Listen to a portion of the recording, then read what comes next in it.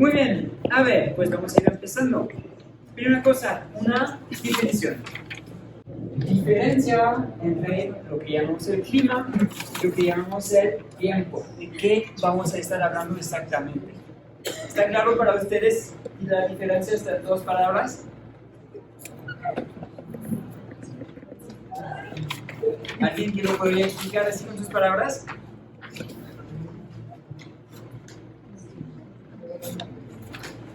A ver, ¿alguien? A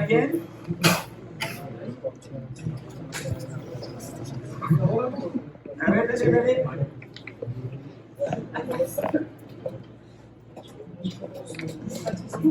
Bueno, aquí les va. En ambos casos vamos a hablar de características del aire, de la atmósfera, como lo decías.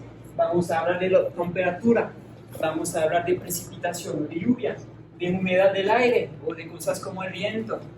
Que hablemos de clima o de tiempo, vamos a hablar de esas dos cosas, pero no de la misma manera.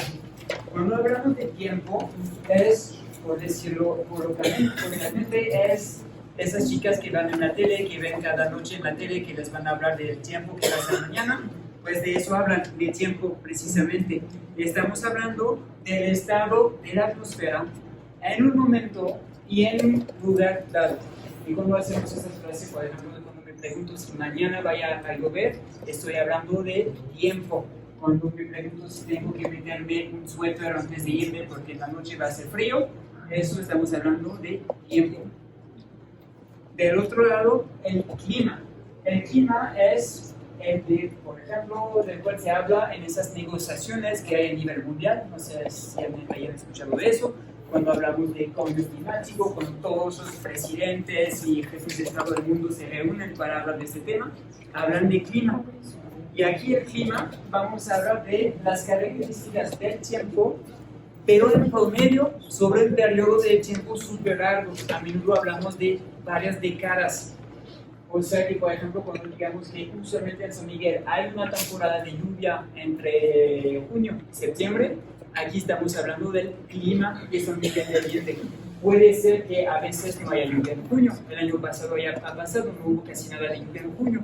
Sin embargo, en promedio suele llover en junio, o sea, de junio a septiembre. ¿Ok? ¿Les parece claro esta diferencia? ¿Claro? ¿Más bien? Excelente. Pues sigamos adelante.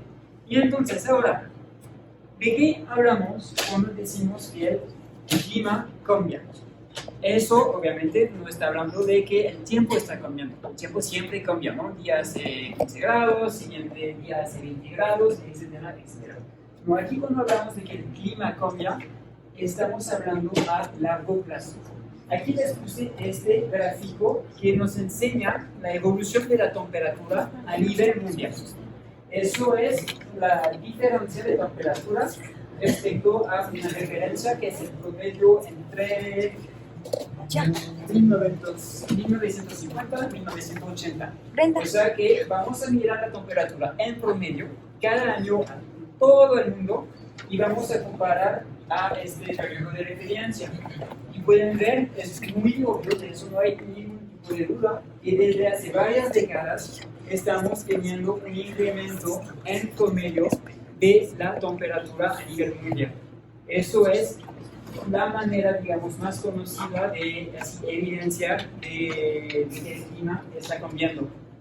Pueden ver, ¿no? Más o menos este último pico que llega hasta aquí, 2023, que fue el año pasado, y estamos llegando más o menos a 1.5 grados Celsius por arriba de lo que se considera lo normal, una línea base. ¿Se les hace mucho que haya subido la temperatura de 1.5? Sí. Muchísimo. Porque nos podríamos decir, o sea, en la vida cotidiana, que hoy haga 21 grados o 22.5 grados, ahorita que me cambia, ¿no? Casi nada. Pero vamos a ver un poquito más ahí en la presentación qué significa esos 1.5 y por qué nos deberían de preocupar. Excelente. Otro tema. Una frase que se escucha a menudo en la actualidad, en la vida política, etcétera, etcétera, es que el clima siempre ha cambiado. Entonces, pues, por qué hacer tanto ruido? Uy, perdón, me subí en bicicleta. Tengo mucha sed. ¿Por qué hacer tanto ruido entonces si siempre haya cambiado este clima? Pues así rápidamente les voy a dar unos elementos. Lo que está pasando hoy en día con este cambio climático es que es sin precedente. O sea, sí, cierto, es totalmente correcto, el clima siempre ha cambiado. Incluso hubo un periodo en la historia del planeta en el cual hacía muchísimo más calor que hoy en día, y hasta en los peores escenarios que tenemos para el futuro, todavía estaríamos mejor que esos periodos. Pero esos periodos eran hace millones de años. Aquí en este gráfico pueden ver los últimos 2000 años de historia y la temperatura promedio en el mundo a lo largo de este periodo de 2000 años. Y pueden ver que fue más o menos constante, con algunas variaciones, pero no muy alta. Y ven lo que está pasando en las últimas décadas, esta ruptura en la tendencia. Eso es lo que llamamos el cambio climático, por lo menos uno de sus aspectos. Y así lo que estamos viendo es que este cambio, digamos, este calentamiento global, que a veces lo llamamos así también, es sin precedentes en los últimos 2000 años a mi vida. Hasta hay, no sé qué tanto habla en inglés, pero esa frasita aquí dice que no hemos tenido temperatura tan alta como las que hemos tenido en la última década, en los últimos 100.000 años, para darle una idea de lo sin precedente que esta fase en la cual estamos pasando. 100.000 años que nunca hemos tenido algo así.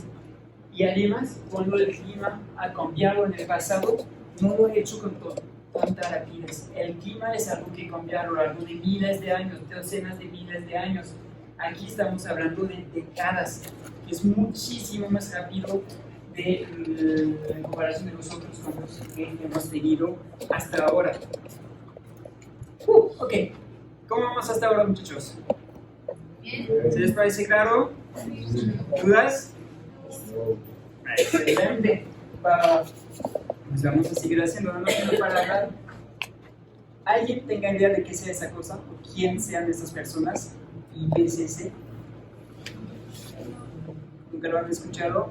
¿De los que tomaron el taller ahí al fondo? ¿Sí? ¿No se acuerdan? Pues rápidamente, el IPCC en español es siempre se me va, Grupo Intergubernamental de Expertos en el Cambio Climático. Eso es un grupo que depende de la ONU. Y su misión de este grupo es hacer una síntesis de todo el conocimiento que existe a nivel mundial sobre el tema. Ellos se dedican a hacer así reportes para avisar a la sociedad de qué está pasando y qué sabemos. O sea que esos gráficos que les estoy poniendo vienen de este grupo y representan así la versión más actualizada del conocimiento que se tiene a nivel mundial. O sea que no son cosas que me invento, es lo que estoy diciendo. Ok. Ahora, ¿por qué será eso? Pregunta aquí. Este aumento recién de la temperatura global que les estaba enseñando, ¿alguien tiene idea de a qué se debe? Tenemos esas 4 propuestas que les puse. Uno que solo brilla más fuerte. 2 es el calor de todos los combustibles que usamos. 3, el efecto invernadero. 4, actividades de volcanes. Es el número 3, el efecto invernadero. El número 3, ok. ¿Qué opinan los demás? A ver, ¿quién dice que sea el número 1? Número 2. Número 3. Y número 4. Excelente, pues se saben todo. Efectivamente, o sea que hay varios factores que impactan la temperatura que tenemos en el mundo, pero el que es por mucho el más importante es ese que llamamos el efecto invernadero. A ver, ¿puedes explicarnos qué sea el efecto invernadero? Quizás no muy bien, la verdad. Es que, por lo que yo tenía entendido, el efecto invernadero es la acumulación de todos los gases que generamos, más que nada enfocados en el dióxido de carbono, que se quedan cazando en la atmósfera y por lo tanto, estos gases hacen que la capa de ozono empiece a rasgarse poco a poquito y los rayos solares que entren pues peguen más que otros. Ok, muy bien, muchas gracias. ¿Qué opinan los demás de lo que dijo el compañero? Sí. Ok, pues vamos a ver. A ver, ay caray, se me pasó la pregunta que me iban a hacer, pues bueno, ya la hicimos. Entonces, ¿qué será el efecto invernadero? Aquí va un pequeño gráfico. A veces lo explico de manera muy sencilla. El efecto invernadero es como meter una cobija a lo largo alrededor del planeta. El planeta. Es decir, que es algo que nos va a permitir retener calor en el planeta. Igual que pues cuando metemos una cubierta, ¿no? Cuando metemos una cubierta, ¿saben qué es lo que nos da calor? ¿Por qué se siente más calor cuando tenemos una cubierta?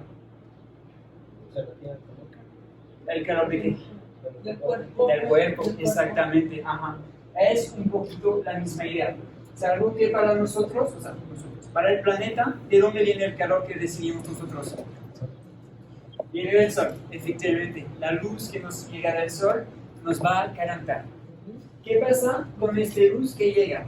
Hay una parte que es friccionada, bueno, se desvía y se va hacia el espacio. Se refleja una parte de esta luz que llega y esa pues la perdimos y no nos calienta.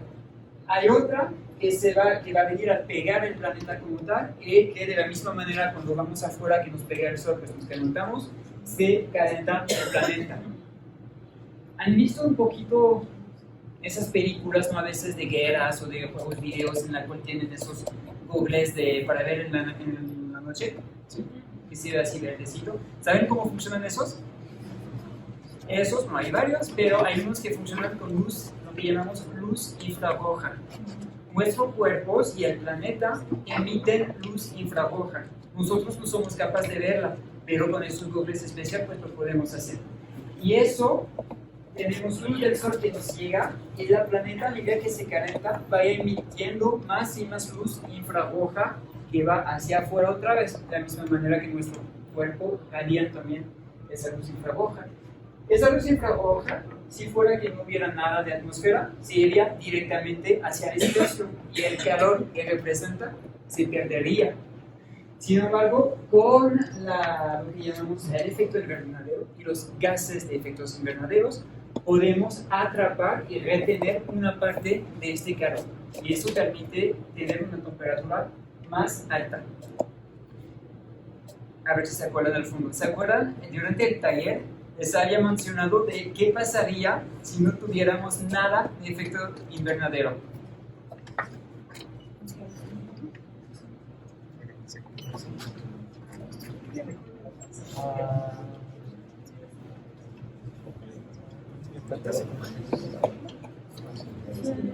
Por los demás, a ver, ¿tienen idea qué pasaría si no tuviéramos nada de efecto invernadero?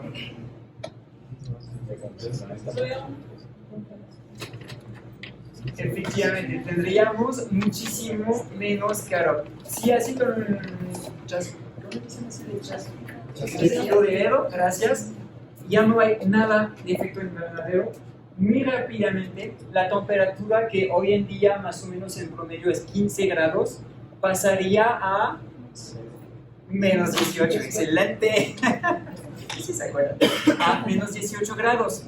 O sea que el efecto invernadero es algo que es totalmente beneficioso para nosotros. Si no lo tuviéramos, no haría nada de vida en este planeta, o por lo menos no vida como la conocemos. ¿Por qué? Pues porque a menos 18 grados ya no tenemos agua líquida y de lo que nosotros sabemos, la vida sin agua líquida no funciona muy bien. O sea que es una cosa beneficiosa y es algo que al principio es natural, o sea que hemos tenido un efecto invernadero desde hace la mayor parte de la historia del planeta, o sea estamos hablando de miles de millones de años. Sin embargo, lo que estamos haciendo nosotros es que lo estamos reforzando, estamos metiendo más y más y más cubiertas en el planeta Y eso es lo que ocasiona que retenemos más y más y más calor y por eso se sube la temperatura a nivel mundial. Y eso es lo que llamamos el efecto invernadero. ¿Es quedó claro? ¿Cómo ven al fondo? ¿Sí? ¿Algo más que quieran añadir de lo que vimos la vez pasada? Va. Más tarde les hago más preguntas, no se preocupen. A ver, ahorita vamos a hablar de gases de efecto invernadero. La pregunta la contestó ya a Media, el compañero, pero de esos que les puse, ¿cuáles de esos gases son de los que llamamos gases de efectos invernaderos? O sea, que contribuyen al efecto invernadero. ¿Quién cree que el vapor de agua sea un gas de efecto invernadero? Levanto mano. ¿Nadie? Va. ¿El ozono es un gas de efecto invernadero? Tampoco. ¿El dióxido de carbono? Sí. Ahí sí, ok. ¿Y el último, el metano? Sí. Y el metano también, ok. Muy bien. Respuesta. ¿Qué tenemos? Esos dos, efectivamente, dióxido de carbono, metano, son dos de los cuales hablamos la mayor parte del tiempo y sí son gases de efectos invernaderos. El vapor de agua, eso sí, también contribuye al efecto invernadero. Nada más que vamos a ver más tarde porque casi nunca hablamos de él. Y les puse la tercera, les puse el ozono porque a menudo cuando hablamos de cambio climático, cuando yo hago en talleres, hablamos, o sea, se escucha hablar de lo que llamamos la capa de ozono. Y la vamos a ver justo después. Le puse una estrellita porque técnicamente sí el ozono es un gas de efecto invernadero, pero la verdad no contribuye casi nada porque hay muy poquito que se ve en práctica. Entonces, me estabas diciendo algo de la capa de ozono, ¿no? Ahorita, ¿qué me estabas diciendo? Que estos gases causan estaba comentando que estos gases causan más que nada causan como que debilitan cosas más de campo de ozono y esto permite que los rayos solares entren más de cosas más de golpe a nuestro planeta. Va. ¿Habían escuchado de eso que mencionó el compañero antes? De que hay una capa de ozono que se está desgastando, este tipo de cosas. Va, aquí nada más rápidamente son dos cosas un poquito diferentes. Hay efectivamente una cosa que llamamos la capa de ozono, que es una capa de ozono arriba en la atmósfera, en la parte alta. Esta nos protege de los rayos más peligrosos del sol, de los rayos UV, que esos nos pueden llegar a dar, o sea, yo especialmente de gorrito cuando estoy afuera, me quemo muy rápido por acciones de los rayos ultravioleta. Y sin la capa de ozono nos quemamos muchísimo más y aumentan cosas como cánceres de la piel, por ejemplo, entre varias cosas. Sin embargo, eso es un fenómeno diferente. La degradación de esa capa se debe a unos gases que antes se emitían, que hoy en teoría son prohibidos, más o menos, bueno, casi todos, pero hay unos países que no lo aceptan muy bien, pero que son gases diferentes de esos, de los gases de efectos invernadero. O sea que son dos problemas, dos, digamos, fenómenos un poquito diferentes. Ok, vamos a seguir avanzando. Ustedes conocen unas fuentes que vienen de nosotros, los humanos, que, bueno, unas fuentes de gases de efectos invernadero que sean de nosotros. ¿De dónde vienen esos gases?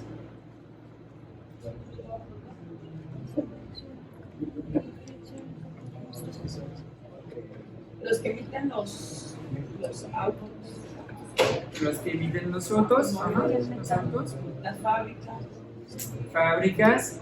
Por ejemplo, en un coche, en un auto, ¿de dónde vienen esos gases? De la combustión que hace la gasolina. De cuando quemamos la gasolina, por ejemplo, ajá. Ciertos cosméticos. De ciertos cosméticos. Ajá, podría ser, sí. De algunos electrodomésticos. ¿En qué sentido? Es que no me acuerdo bien de esa parte, pero me parece ver que en el taller que tuvimos mencionando de los electrodomésticos que Ajá. afectan. Sí, efectivamente. Efectivamente existen. Los demás, ¿alguien tiene otras ideas, otra sujeción? La deforestación, efectivamente. El gas que utilizamos para ya sea cocinar o y así, gases naturales. El gas natural que tenemos en la cocina. ¿Dice sí? Sí, totalmente. Va, muy bien. Pues todos esos efectivamente son ejemplos de fuentes de gas de efectos invernaderos que son de origen humanas. Ahí vamos a ver rápidamente, creo que casi es el último gráfico, luego son conclusiones, casi. Eso que tenemos son los diferentes gases que estamos emitiendo nosotros los humanos a lo largo del tiempo. En los últimos 30 años, tenemos los diferentes que existen. El CO2, que representa toda esa parte azul, y la parte gris, que es la mayor parte. CO2 hay dos fuentes. Hay la quema de lo que llamamos los combustibles fósiles, la gasolina, el petróleo, el diésel, el gas que está en la cocina, también el carbón que podemos llegar a tener, por ejemplo, en las plantas termoeléctricas, hay muchas que funcionan con carbón todavía. La otra parte es lo que mencionaba la compañera de ahí al fondo, corresponde a la deforestación. Los árboles, o digamos que la vida, los seres humanos en general, tienen carbono en su tronco, en sus hojas, en nuestros cuerpos también. Cuando deforestamos, se mueren y todo el carbono que estaba dentro del árbol, de la planta o del suelo, se libera y se va a la atmósfera como CO2. Y eso contribuye al cambio climático. Luego tenemos lo que llamamos el metano. Metano tenemos efectivamente, lo que llamamos el gas fósil es metano. O sea, bueno, el que tenemos en constante no, pero hay unos lugares donde hay redes de gas, no sé si existen en el país, ¿no? Hay redes así, tubería de gas que atraviesan toda la ciudad. ¿Sí, no? Pues este gas en este caso es metano. Y este metano es un gas de efecto invernadero. ¿Conocen otra fuente de metano? Una que está bastante conocida, que tiene que ver con la agricultura. Las vacas, excelente. ¿Han escuchado más de eso, de que las vacas eructan?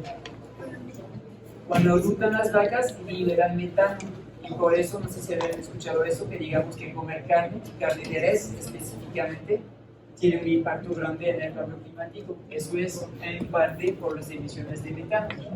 Luego tenemos otros chiquitos, óxido nitroso, esto tiene que ver con fertilizante, y gases de fluoruro. Aquí vienen, por ejemplo, en electrodomésticos, en un refri, para hacer frío, hay unos gases, un poquito de gases de fluoruro, que son muy poderosos en términos de cambio climático. Y lo que quería ver de este gráfico, ¿cómo ha cambiado del 1990 hasta el día de hoy? ¿Cómo ven el gráfico? ¿Aumenta? ¿Disminuye? Pues aumenta. En el 1992 hubo un cumbre mundial en el cual vinieron todos los jefes de Estado, sus presidentes, etcétera, para ponerse de acuerdo, y todos se pusieron de acuerdo para decir que los gases de efecto invernadero iba a ser un problema mayor para la humanidad, que había que hacer algo, y tuvieron varios acuerdos que se actualizaron que se oficializaron en el 1998 exactamente, que son los acuerdos de los protocolos de Kioto, si alguien ha escuchado de eso. Y la idea era disminuir las emisiones de gases de efecto invernadero. ¿Y qué pasó? Pues fracasó, ¿no? No hay bien el plan. Bueno, ahora vamos a hablar de unos impactos de todo este show. Ok, va a ser más caro, pero ¿qué significa? ¿Habían escuchado este? O sea, este está bastante conocido, ¿no? El bar que decía que eso es el peor verano de mi vida, y el Homer que dice el peor verano de tu vida para el momento. O sea, que es una pequeña o diferente versión, ¿no? Y está muy relevante con las horas de carros que estamos teniendo hoy en día, ¿no? O sea, todo el mes de mayo en México ha sido súper caliente. Y esas horas de calor son anormales aún para México. Son más fuertes y más largas de lo que solemos tener aquí en México, aunque no tengo tantos años, ¿no? Pero digamos que a largo plazo son diferentes y más fuertes. Y eso es algo que va a seguir aumentando y aumentando a medida que vayamos pasando el tiempo. Digamos que 1.5 grados de aumento de temperatura. Eso es en promedio en los océanos y en los continentes. Podríamos decir que 1.5 no es mucho, pero en los continentes en promedio es 2 veces más, o sea que 3 grados más. Y usualmente hay países como México, pero en Francia se calienta más, porque soy de allá, se calienta más, 2 veces más que el promedio de los continentes. O sea que ya estamos hablando de 6 grados en promedio más en Francia. Y además de eso, durante las horas de calor aumente aún más. O sea que las horas de calor que tenemos en Francia pueden llegar a tener 8 o 10 grados más de lo que solían ser antes. O sea, imagínense una hora de calor que era en 34 antes, podemos llegar a 40 o más sin nada de problema. Y eso pasa en Francia, va a pasar en México y va a pasar en virtualmente todos los lugares del mundo. Y obviamente pues ya se imaginan que con tantas calores va a tener consecuencias, por ejemplo, en la salud de la gente. Otro elemento que tenemos aquí, de esos 4 efectos que vamos a tener en América Latina, y los que han tenido el taller, me imagino que se lo van a reconocer varias, hablamos de ¿qué? De inundaciones mayores, hablamos de sequías más intensas, también más frecuente, huracanes más devastadores, y la última siendo el aumento del nivel del mar. Esos son los que llamamos así fenómenos extremos. Ejemplos, ¿no? Pues sequía intensa, creo que está bastante claro para todo el mundo, ¿no? Aquí en San Miguel esos días, los que se dedican quizás a la agricultura, es algo que tienen, o sea, que estudian agricultura o algo relacionado, lo tienen más en la mente, pero estamos pasando por un periodo de sequía aquí en San Miguel que no tiene equivalente desde hace mínimo 30 años. Estamos saliendo de 2 años con muy poquita lluvia, y a ver este año, pero no va muy bien, ¿no? Los huracanes, ¿han escuchado me imagino, de este Otis que tuvimos hace 2 meses por allá? No me acuerdo. ¿Qué han escuchado en la actualidad? ¿Qué han escuchado de hecho de Otis en la actualidad? ¿Qué han escuchado de este huracán?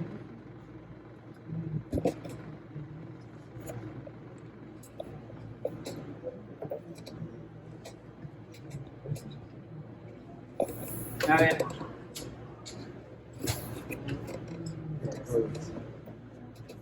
¿No han escuchado así algo de, no, en la tele de que decían de sobre este huracán? ¿Qué vas a hacer? ¿Qué vas a hacer?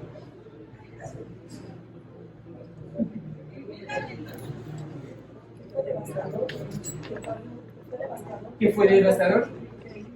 Efectivamente, de hecho que fue uno de los más devastadores que hayamos tenido en mucho tiempo. Una de las razones por la cual este huracán fue tan devastador es que cambió de lo que llaman una tormenta tropical a un huracán de categoría máxima en unos 12 horas. O sea que fue muy rápido la formación y el desarrollo de este huracán. Normalmente son incapaces de determinar con 1, 2 o 3 días de anticipación que vamos a tener un huracán y va a tocar tierra aquí, así que váyanse preparando. Allá en Acapulco tuvieron apenas horas de aviso y eso hizo que la gente no tuvo oportunidad o tiempo de prepararse adecuadamente. Y eso fue una de las razones por las cuales fue tan impactante el huracán Otis. Y con el cambio climático se espera que vamos a tener huracanes más fuertes, pero también este tipo de huracán que son muy repentinos, que se forman de manera más rápida, van a aumentar también. Por favor. ¿Y esto tiene que ver también con este efecto que dicen del efecto niño? Tiene que ver con un poquito con el niño o la niña. A ver, pues, ¿qué había escuchado de este tema? Pues que sí, se vienen cambios muy drásticos y muy fuertes por estos fenómenos que están pasando de efecto niño. No lo entiendo muy bien, pero lo que sí es que tiene mucho que ver. Tiene que ver, efectivamente. ¿Habían escuchado eso de el niño o la niña? Sí. A ver, ¿qué habías escuchado? ¿Y qué me dijo? ¿Qué te cambiaste? A ver, ¿alguien más había escuchado eso? ¿El niño o la niña no? Ok, eso rápidamente es un fenómeno que está natural, que siempre ha existido.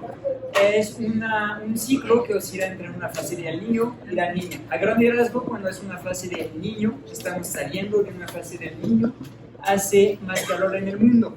Es más complejo que eso, tiene que ver con corriente del océano, etcétera, etcétera, etcétera.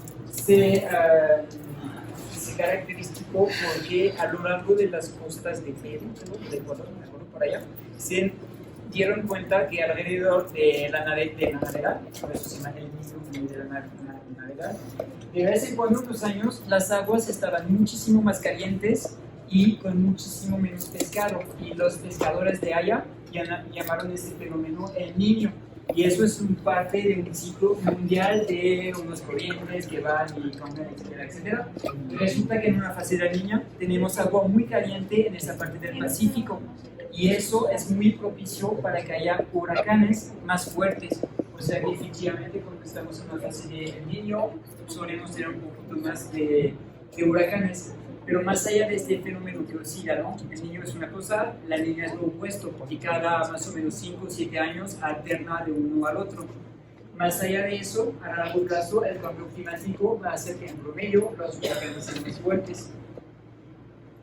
Aumento del nivel del mar. A ver, los del fondo del que han tomado el taller, ¿qué se acuerdan del aumento del nivel del mar? ¿A qué se debe? Al aumento de la temperatura. Ajá, pero más específicamente.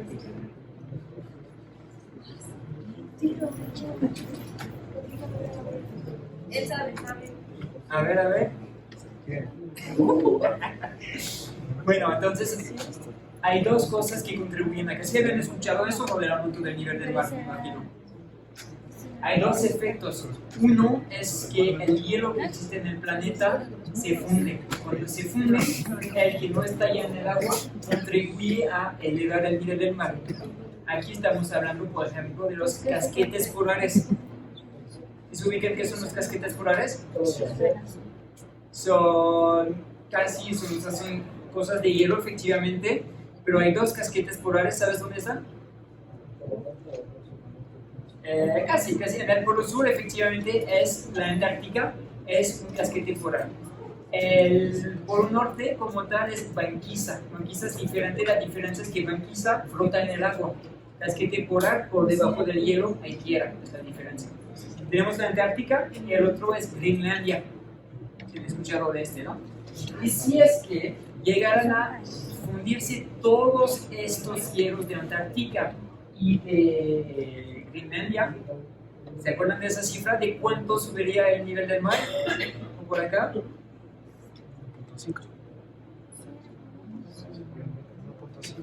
1.5 ¿qué?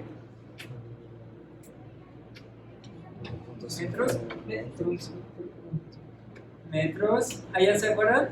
¿De qué se acuerdan allá? Y no, bueno, de hecho sería muchísimo más. Si se funde todo eso, el nivel del mar aumentaría más o menos de unos 60 metros.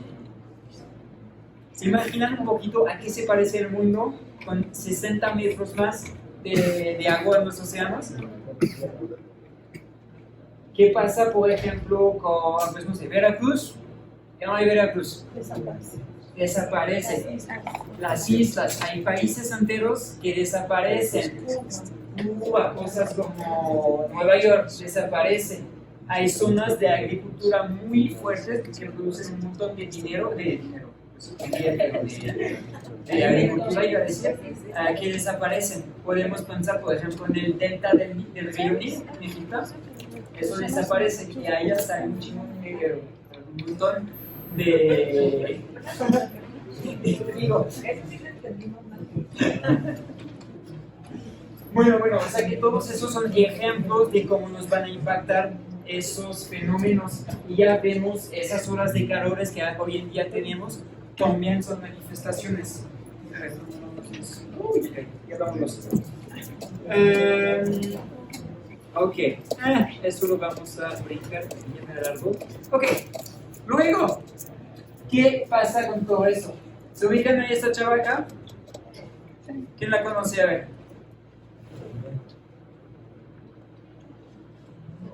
¿Ahí así? A ver, ¿quién es? ¿Qué es esa chava? ¿Quién es esa chava? Se llama Greta, ¿no?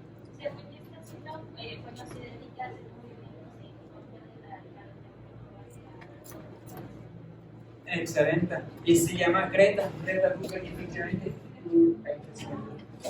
Ya se me fue su apellido. Bueno, es una activista de no, ¿cómo se llama este? ¿Suiza? No, el otro, al lado de Noruega. Suecia. ¿Sí? ¿Así se llama? Suecia o Suiza. La verdad que es que me confundo siempre entre el que está al lado de Noruega y el que está al lado de Francia. ¿Sí? ¿Es Suiza? Bueno, no importa. Entonces, ella, Greta, nos dice aquí que para que vayamos bien tenemos que respetar esos que llamamos los acuerdos de París. ¿Han escuchado de qué sean esas cosas, los acuerdos de París? ¿Nadie ha escuchado eso de hablar de eso? No les menciono porque yo soy francés y de hecho soy de París.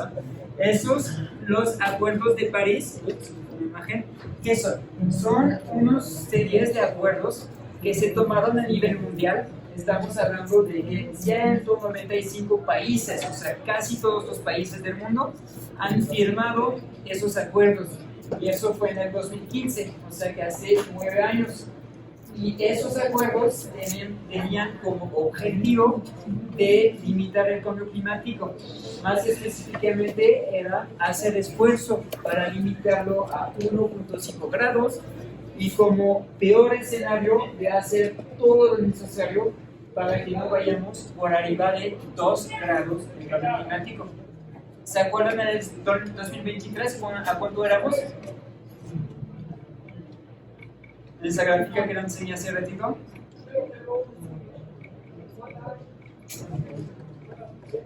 Estábamos a como 1.48, o sea que estábamos ya casi tocando el límite. Esos límites eran para 2100, no sobrepasar esto antes del 2100. Ya ven que en el 2024 nos estamos acercando al límite bajo. Es un poquito diferente porque aquí hablamos de un año, esos hablan de en promedio a lo largo de una década, pero por ahí vamos, ¿no? Y entonces, eso lo vimos un poquito, pero ya, vimos que la mayor parte del problema viene de los usos el uso de energía, de combustibles fósiles. ¿Se acuerdan de esa gráfica con los 64 que estaba enseñando? Aquí están los combustibles fósiles, el petróleo en azul, el carbón y el gas, que llamamos gas natural. Si queremos limitar el cambio climático, no hay de otra que disminuir el uso de esos combustibles. ¿Lo hemos disminuido para el momento? Pues no hay nada de eso. Y aquí abajo pueden ver las otras formas de energías. Tenemos los que llamamos los neorenovables, que son los paneles solares y ¿cómo se llaman esas eólicas y los eólicas. Y aquí sí podemos ver que desde hace unos, digamos, 10 años sí están subiendo un montón.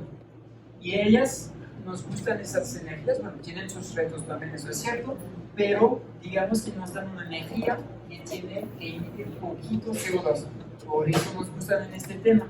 Pero el tema es que, ok, sí, están subiendo, pero si esas no bajan, no sirve de mucho, no nos va a ayudar a limitar el cambio climático.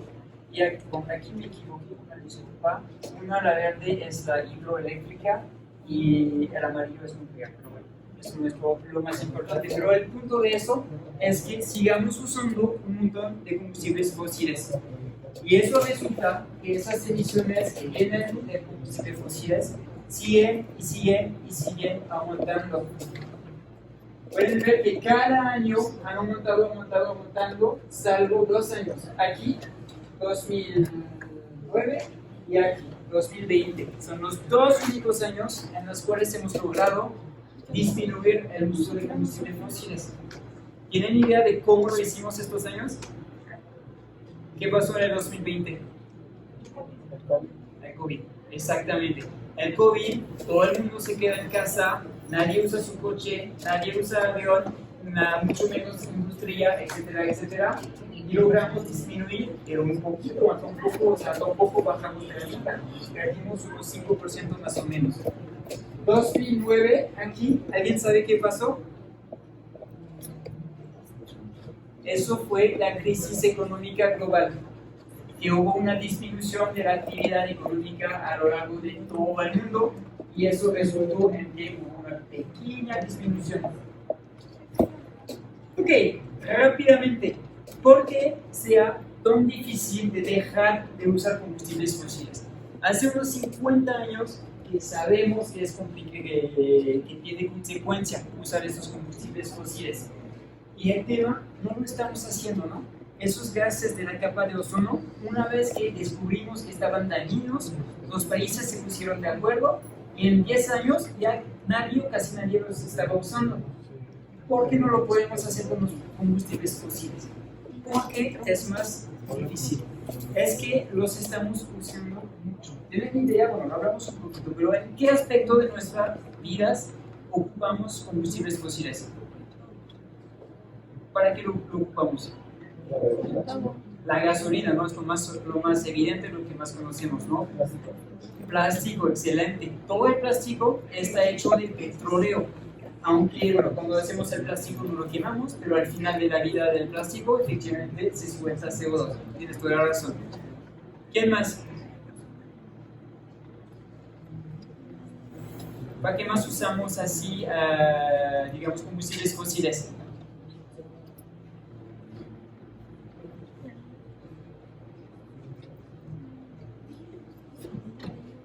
Ya vamos a ir. La respuesta es que los usamos para absolutamente todo. No hay literalmente nada en este mundo que podríamos tener sin combustibles fósiles. Aquí le puse algo de agricultura. Agricultura, hay una cosa enorme que requiere combustibles fósiles en la agricultura. ¿Saben o tienen idea de qué sea? Fertilizantes.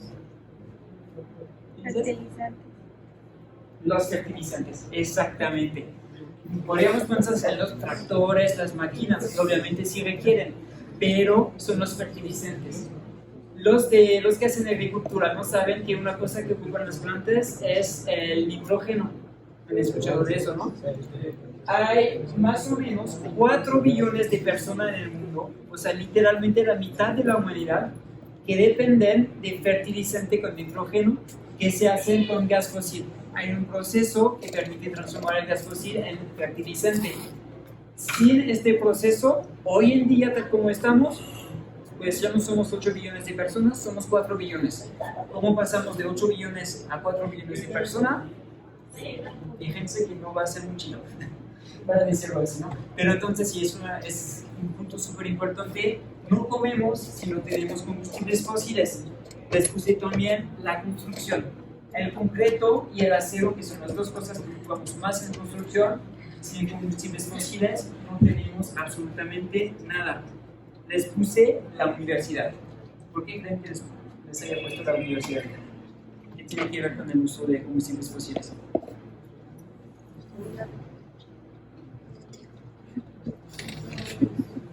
Les voy a decir una cosa.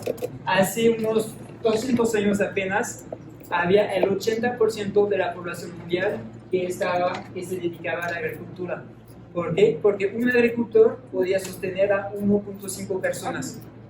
O sea que si juntamos los ancianos que no podemos trabajar, los niños que no podían trabajar todavía, para sobrevivir, casi todo el mundo tenía que estar trabajando en el campo o haciendo agricultura de forma u otra. Y eso no es que empezamos a los 20, 25, empezamos a los 8 años de edad apenas. El uso de combustibles fósiles nos ha permitido liberar tiempo de agricultura o de muchas otras formas. Y este tiempo, varias personas, y muchísimo más que otras, lo pueden ocupar para dedicarlo a estudiar, ¿no? Si no tuviéramos combustibles fósiles, no estuvieran, y yo tampoco, aquí estaríamos como en un campo tratando de hacer algo para sobrevivir, ¿no? Les puse el sistema de salud. Hay un montón de los medicamentos que usamos en el día de hoy, que son derivados del petróleo. O sea que si perdemos esos, perdemos lo que llamamos la química orgánica, que es de donde vienen por lo menos una gran parte de los medicamentos. Y les puse aquí todos sus aspectos de la vida cotidiana. La energía que tenemos aquí, la electricidad, en México una gran parte son combustibles fósiles. Aquí esta playera que me traigo son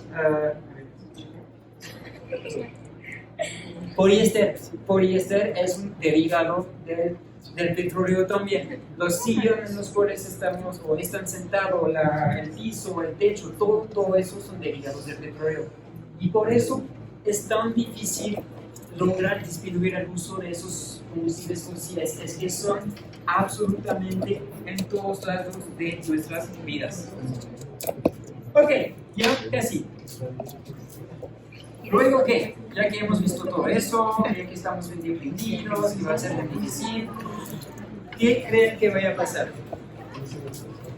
Así rápidamente porque se nos va el tiempo, ¿qué creen que podríamos hacer o para disminuir las emisiones de esos gases o también para prepararnos o adaptarnos a esos cambios que vienen o que ya están? ¿Qué se les ocurre? Así cualquier... Plantar árboles. Plantar árboles. ¿Por qué? ¿Quién nos dijo? ¿Tú? ¿Por qué crees?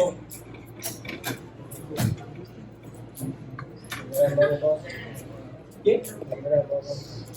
Liberan oxígeno y captan el CO2 que está en el aire. Definitivamente la reforestación o plantar árboles es una manera de actuar.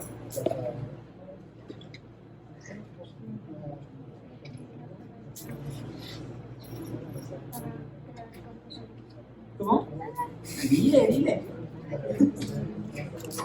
¿Quién más? ¿Alguien tiene otras ideas? Otra cosa podría ser compartir. Es muy triste la realidad de que las grandes ciudades, una familia tiene 3 coches. Y una cosa que podría ayudar es compartir el transporte entre varias personas. Ayudaría un poquito, efectivamente. El transporte es más o menos el 20-25% de todas las emisiones a nivel mundial.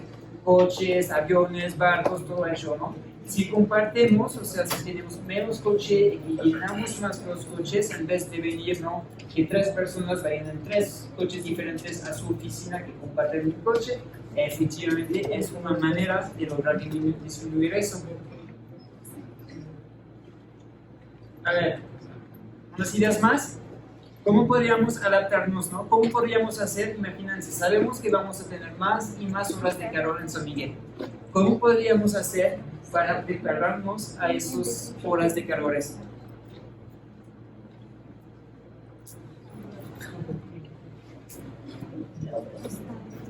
¿Cómo? Sí, creo que es una idea. Con bloqueador. Porque no es lo que había escuchado. Pero sí. Bloqueador que se hace con combustibles fósiles con vela, pero sí. A ver, ¿cómo nos podemos preparar entonces? Horas de calores. Si les digo La lluvia. ¿Cómo?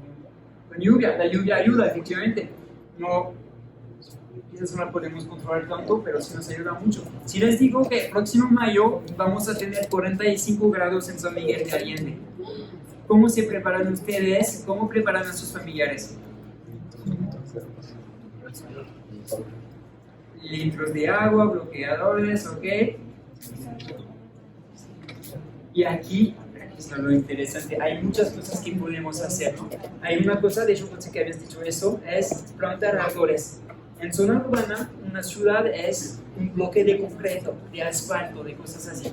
Esas se calientan un montón con el sol.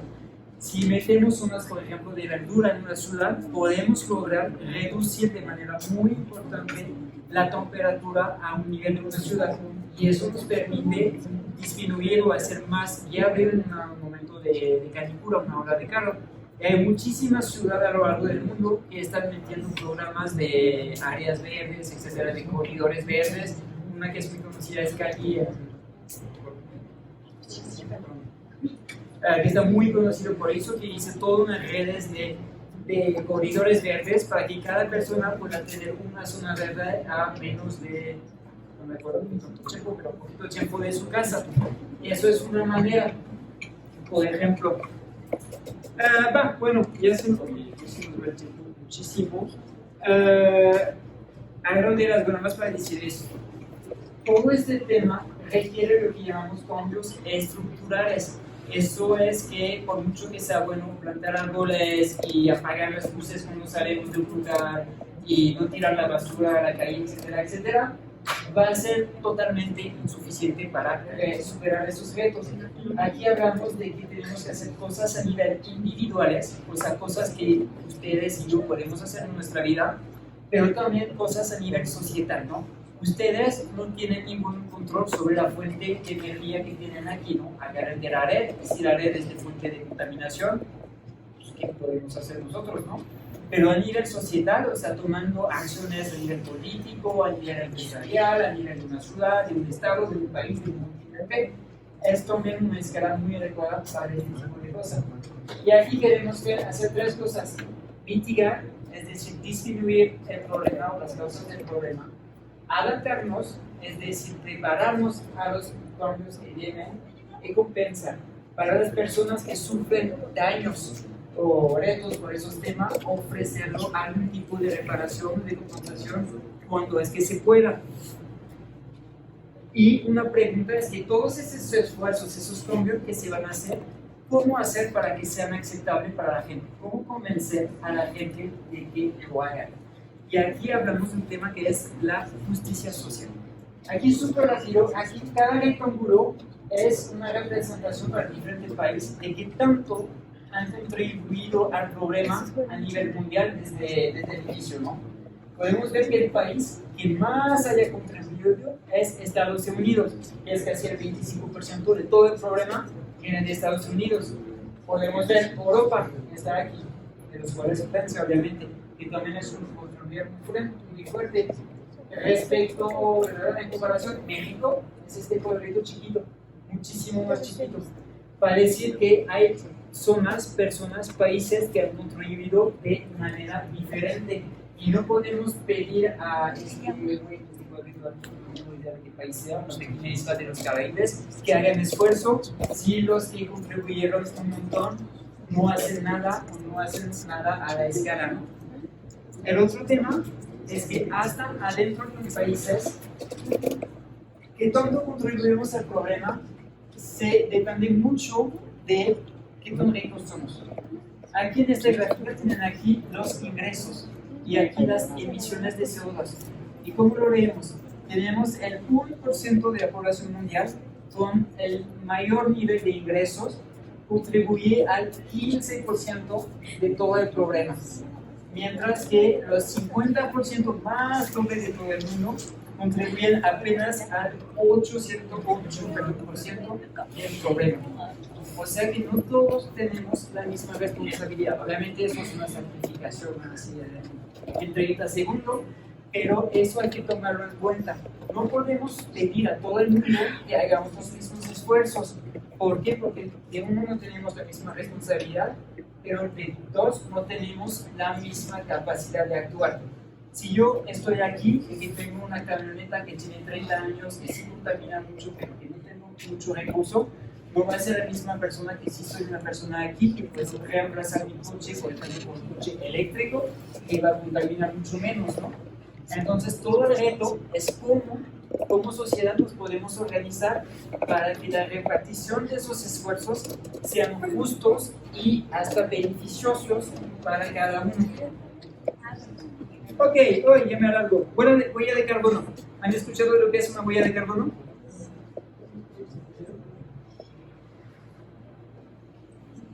A ver. A ver, ahí dijiste sí. Ajá. ¿Te acuerdas de qué era?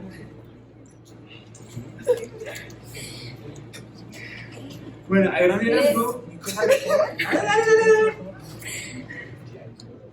Es un indicador ambiental. Exactamente. Donde se ve reflejado la cantidad de gases de efecto invernadero que generamos cada persona.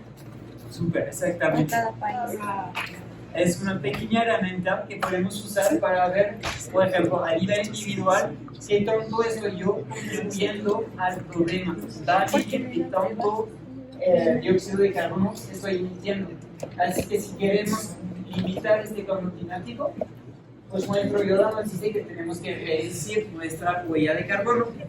Y aquí tienen la de un mexicano en promedio. Un mexicano en promedio es 6.5 toneladas de CO2 por año. Y aquí pueden ver las diferentes categorías. Les voy a explicar los más grandes rápido. Toda esa parte, 2 toneladas al año, es lo que comemos, la comida que consumimos. Lo más impactante aquí es el consumo de carne y pescado. Una manera muy eficaz de reducir su huella de carbono y su contribución al problema es no eliminar, sino reducir un poquito por lo menos su consumo de carne, de pescado, de cosas como lácteos. Luego que tenemos la energía que consumimos en casa, esa parte azul que está por acá. Tenemos el uso del coche. Ya saben que pues coche, gasolina, bastante directo. Esa barra enorme son los servicios públicos. Aquí consideramos, ¿no?, que en México hay un sistema de educación, un sistema de salud pública, un sistema de policía, un ejército, que eso son para el beneficio de todos los mexicanos y para su funcionamiento pues emiten CO2 como todo lo demás, ¿no? Y eso es un ejemplo típico de que la huella de carbono, eso no lo puedo tocar yo. O sea, yo como individual no tengo nada de control en lo que hace el ejército mexicano, por ejemplo, ¿no? Y aquí es donde está el punto de que solito podemos actuar, pero no podemos resolver todo el problema. Es algo que se tiene que ver a nivel de una sociedad también. Ya casi estamos, rápidamente, si quieren, hay unas herramientas en línea, pueden buscar en Google, calcular su huella de carbono o algo así. Les puse 3 sitios, si quieren agarrar los nombres, pueden hacer la prueba en 5 minutos en internet y sacar una estimación así de su huella de carbono. Les van a decir, les van a dar consejos de cómo pueden hacer para reducirlas.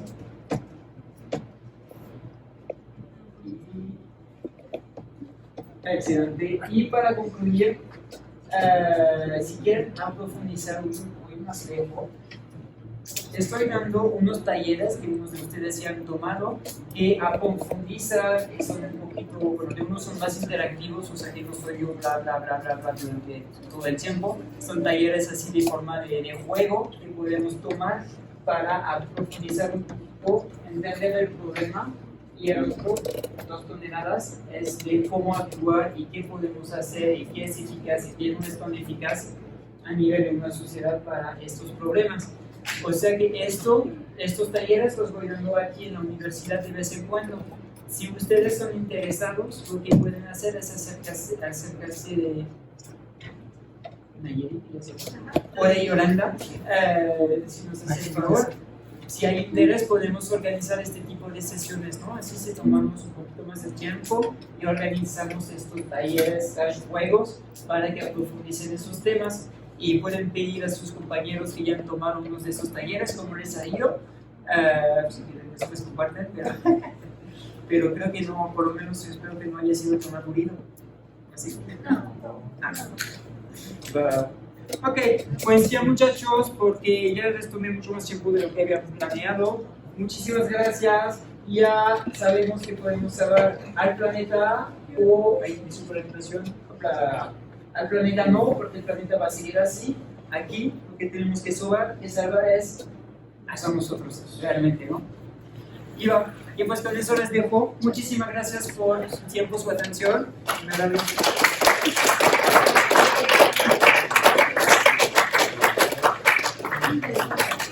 Si tienen interés en este taller que comenta Matthew, acérquense con la INE y podemos organizar un grupo para este taller. Yo considero que lo que estamos viviendo ahorita, últimamente, aquí en San Miguel, vamos a hablar de San Miguel porque aquí vivimos. Sí podemos empezar a poder hacer muchas cosas, como nos comentaba Matthew, en lo individual, pero ¿saben qué? Una cosa que es bien importante es acercarnos a nuestras autoridades. conocer, por ejemplo, cuántas plantas tratadoras hay aquí, qué es lo que hacen, cómo puedo contribuir yo para que San Miguel sea más arbolada. Entonces, en nuestras casas podemos empezar ahí mismo en nuestras casas con nuestra familia. ¿No les parece? Aquí en la universidad, ¿a poco no les gustaría tener aquí un bosque? Digo, pueden empezar a hacer eso, plantar árboles, captación de agua de lluvias, todo eso nos va a ayudar muchísimo. Entonces, por favor, si están interesados en este taller del mural, que está buenísimo, acérquense con la India y podemos organizarlo. Muchas gracias a nombre del Centro para la Justicia Global y de la Educación Corporativa. Gracias. Y gracias, Mario. Gracias.